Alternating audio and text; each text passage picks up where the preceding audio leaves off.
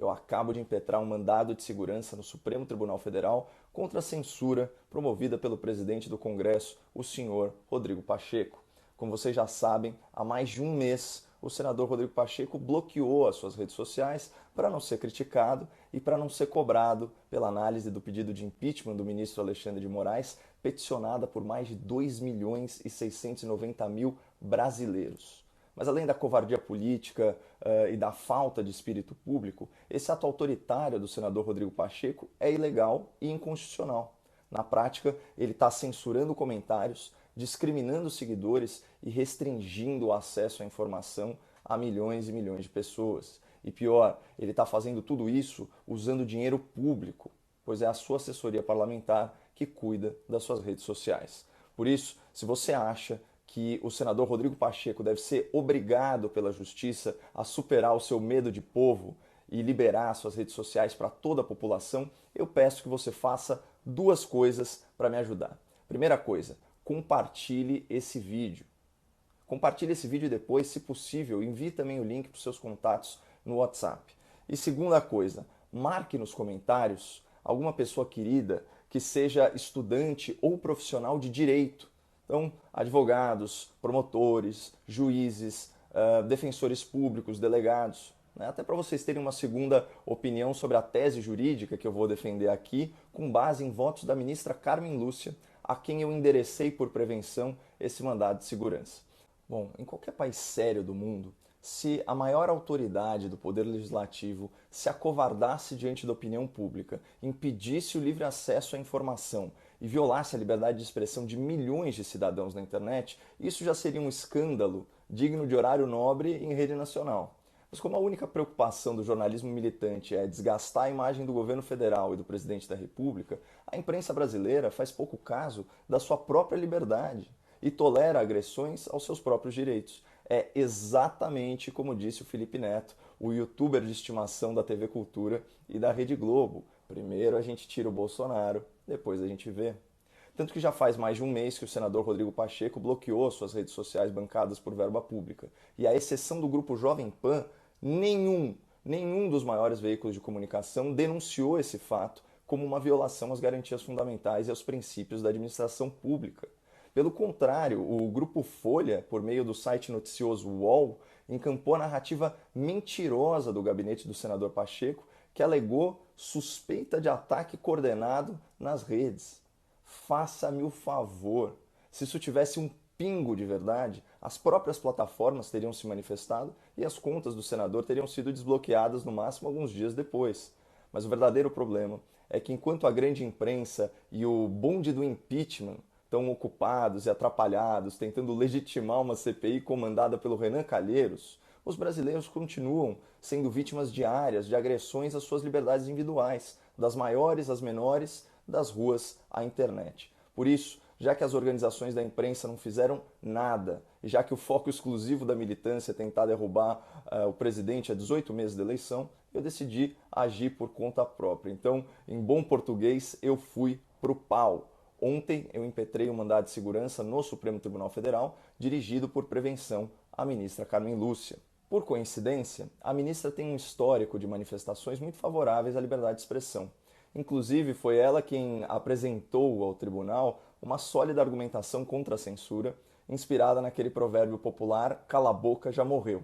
E como quem manda na minha boca sou eu, vamos falar de um voto muito recente da doutora Carmen Lúcia no mandado de segurança 36.666, do qual ela foi relatora.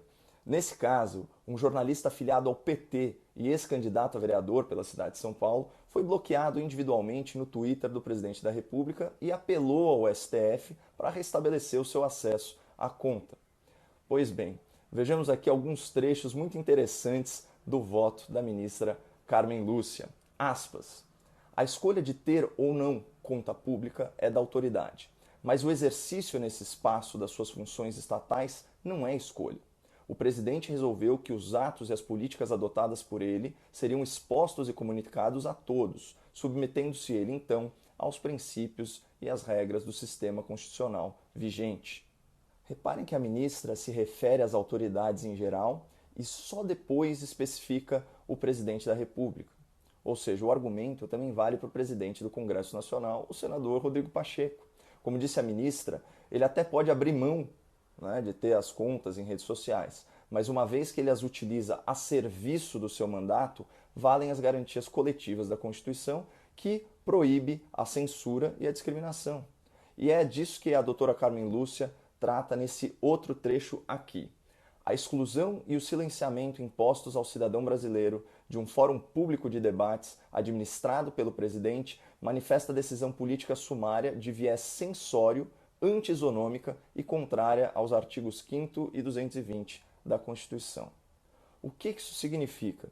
Que cada seguidor de uma autoridade pública deve ser tratado da mesma forma, porque o texto constitucional estabelece que todos os cidadãos são iguais perante a lei e que a censura é inadmissível. Ou seja, o senador Rodrigo Pacheco não pode ser criticado só por quem ele autoriza. E ele também não pode se manifestar só para quem ele quer, né?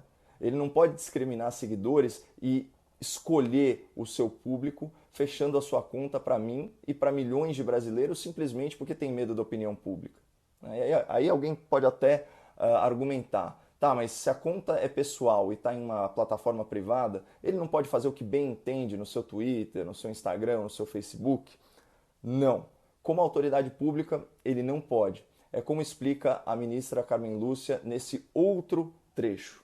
A utilização de conta no Twitter pelo presidente tem o objetivo de divulgar e promover o debate de questões públicas de interesse geral da nação, revestindo-se por isso de oficialidade e responsabilidade, extrapolando a esfera pessoal.